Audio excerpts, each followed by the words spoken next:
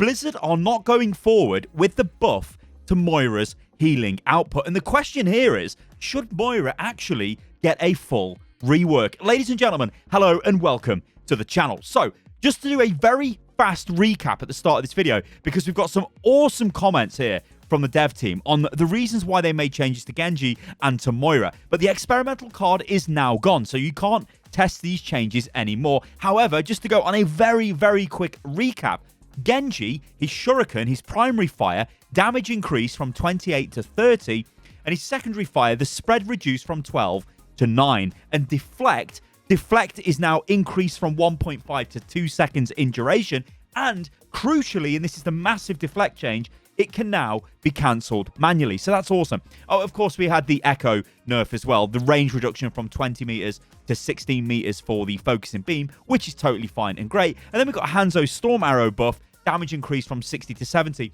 A little bit confusing as to why that happens. It's probably to help combat potentially double shields and stuff like that. I don't know. It's okay, though. Whatever. We're not going to discuss that in this video. But then we get on to Moira. And this is the one. So Moira's Biotic Grasp, primary fire, healing per second increased from 65 to 70, but the secondary fire damage reduced from 50 to 40. Now, that's actually a massive nerf to the damage output of Moira.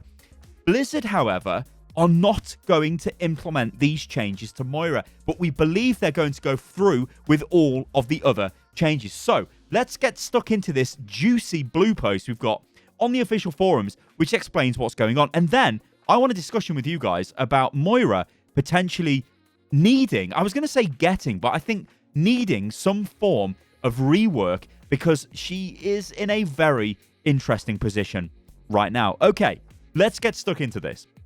Overall, this test was meant to take a balance pass at some of the heroes we feel are not currently in line with their counterparts. We saw lots of discussion and feedback surrounding two heroes in particular, Genji and Moira, so we wanted to take a moment to share some insights into what we were trying to achieve, as well as some learnings from the experiment. Now, this is the cool thing here, right? Blizzard are about to explain to us why they made these changes to Genji and why they made these changes to Moira. Now, they've only done this sporadically in the past where they say, hey, we're making this change because of this. Now, to get this kind of detail is great, and I always say whenever we do these style of videos, more of this style of detail or depth of detail is exactly what we want because it gives us a window into the way the developers see the game going. It's like you get to see inside the mind's eye of the design team and where they want to take each hero and what these changes are trying to do. Like, hey, earlier on in this video, I'm like, with the Hanzo change, I'm not too sure why they did that. Maybe it was to help with shields. Well, it would be nice if Blizzard told us why they did that. That would be cool. Anyway, let's get stuck into these changes because these comments actually on these changes because they're amazing. All right, check this out. So for Genji, we are generally trying to find a stronger niche for Genji, especially now that he's competing against both Echo and Doomfist as a mobile burst damage hero. Now, you could argue that Tracer is a mobile burst damage hero as well. You could maybe throw her into that. Anyway, in this experiment, we tested pushing his strength towards dealing with hit scan heroes through deflect. Additionally, we made adjustments to his shuriken damage and secondary fire spread to improve his close range damage consistency. We feel both of these changes are getting us closer to our overall goal of bringing Genji in line with our other mobile burst damage heroes. There's a key word in all of that paragraph, guys, and it's closer. That means they're still looking at additional changes here to Genji. But just go back to the changes, right? So 28 to 30 damage per shuriken. The spread has been reduced from 12 to 9 on the secondary fire, and you can deflect for longer, and you can cancel your deflect. Well, the shuriken changes mean you're doing more damage per shuriken, well, that's a buff, but also the right click or the alternate fire is now a much tighter spread. It's easier to land all of the shurikens into the body of the target you're firing at, so you do more burst damage, and that's exactly what they're trying to do with Genji. So this is really, really interesting, because what this is saying here is Blizzard view Genji the same as Doomfist and view him the same as Echo. These are highly mobile characters that when they get in, they perform a massive amount of burst damage and then they need to get out. That's the way they view them. And that is so cool to see that, right? Now the question is this good for Genji? I think it is. Genji has been in a really bad position for a long time. I mean, hey, Moira is pretty good at dealing with Genji and stuff like that. But anyway, Genji suffers, right? These are good changes to Genji. Firmly puts him in the space of he is a close-range burst character. Okay, Genji's always kind of been that because you just sort of spam from range with your shurikens, building up your ulti, you go in with a killer blade, it's beautiful. But when you see somebody on the flank or maybe somebody that's isolated, you dive towards them with dash, you want to hit them with your alternate fire as you're jumping above the head, meleeing them, doing all that kind of stuff, right? Maybe you throw in a cheeky deflect and all that good stuff. Well, now you can deflect and cancel your deflect and all that good stuff, so you can mind game the enemy a bit more. Great changes for Genji, and very, very squarely puts Genji in the arena of you are this close range burst DPS hero. Now the question is, and this is always the question, why would you take him over a Doomfist or an Echo? I mean, I'll leave that to you guys in the comments below to discuss, but that's always the ultimate question, right? Genji is an original hero of Overwatch, and yeah, well, he's original-ish. I mean, he was introduced in the closed beta, I believe, but he is an original cast member of launch, let's say. Doomfist and Echo are definitely not, so that's always going to be the issue with Genji. Okay, let's move on to Moira. This is interesting as hell. Okay. We've been having a lot of internal discussions and play testing to find the right place for Moira. Moira's damage is especially powerful because it heals her and is fairly easy to use. In this test, we were looking for ways to decrease Moira's damage while maintaining her overall power level by increasing her healing per second on primary fire. From the start, we were pretty hesitant about these changes, but we wanted to give players a chance to play and provide opinions as well. That's the beauty of the experimental card. We're glad we did the experiment, but we feel that this test still doesn't hit our goals for Moira overall.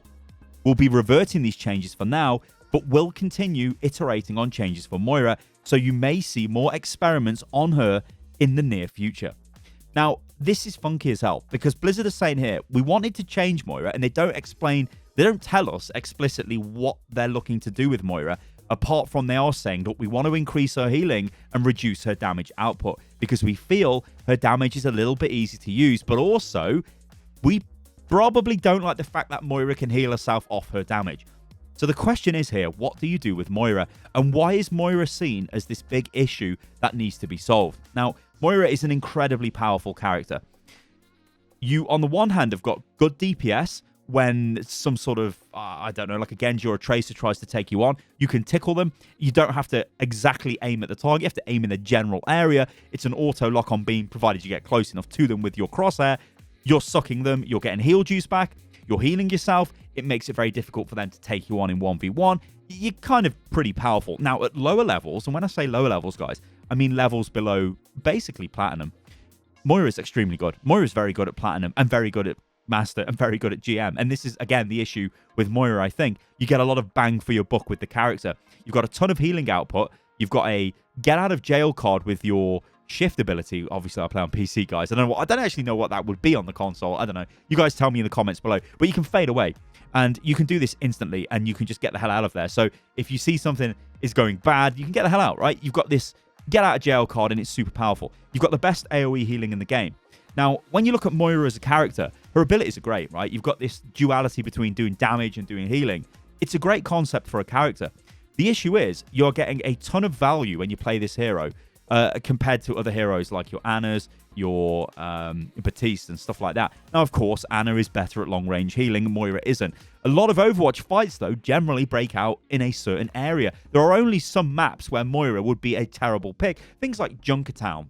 So on the first point of Junkertown, you're probably not going to take a Moira on defense there or on attack just because the sight lines are so massive. If your DPS push too far away, you're not going to be able to heal them. Same for your tanks. Maybe you take the Anna, maybe you take the Batiste or the Brig or something else in that scenario. But every other scenario, Moira is massively powerful. And I'm going to throw this out there. This might sound slightly controversial, but when I play Overwatch and I play support, now at the moment, support's my highest rank, but when I'm playing support, I like to play Zen, yeah? I'll play Brig every now and again, but I really like playing Anna and Batiste.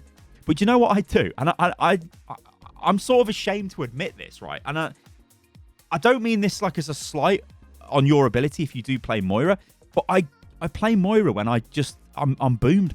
Literally, I play Moira when I'm tired and I should really come off Overwatch. I'm like, I'll have a few more games. I'll just play Moira. And I don't think that's right because you should still have to put in the same amount of like effort to get a reward. And Moira is very, I don't want to say easy, but she just gets a lot of reward. And I think it's just because you've got the get out of jail card with Fate. I think that's what they need to look at. Anyway, just to recap these changes on Moira, I think, and these comments, I think what they're saying here is they may possibly reduce her self-heal from her damage in the future. They may also reduce the damage. I don't know whether they'll do that because they've done that here and they don't seem to like it. Increasing her healing, I think, is a big no-no because Moira does tons of healing anyway, so I don't know why you would ever look at increasing that. That seems really weird to me. I mean, a Moira should always be getting gold healing on her team unless there's like an Anna absolutely playing out of their mind, cracked to hell and back, or a Batiste or something. It should always be a Moira if she's on the team with the most healing going. Now, I want to end the video on this, the concept of a Moira rework. What would you do to rework Moira? Now, I think there are a couple of ways you take this. So, firstly, I think you stop her damage beam being an auto lock-on attack. It should just be a beam. It should straight up be a beam that comes out of her arm, like, or out of a hand, like Echo's beam or Zarya's beam. I think that would make it a little bit fairer and make it a bit easier for DPS to try and take out the Moira. If you do that, I think you need to keep the fade how it is because that's still the get out of jail card for the Moira. But there's so many instances where Moira will just kill the Genji, will kill the Tracer, will just kill whoever is trying to attack her because she's got that auto lock-on damage. Her healing, I don't think that necessarily needs touching. I think that's great. So is that really a rework? Is that rework worthy? I mean, I'm just kind of reworking a secondary attack here and thinking, well, is that enough? Is that going to make a difference? Of course, she had things like the increased speed on her orbs and all these kind of things went through, which make her more fun to play. But I want you guys in the comments below to let me know what you think about Moira. Be honest, right? And I want you to put forward your ideas for a rework. Even if it's a complete, total rework, I'm super interested to see what you guys think about these changes. Okay, guys, thank you for watching the video. And remember, keep washing your hands, you filthy gits. And I'll catch you lovely lot on the next one. Toodaloo.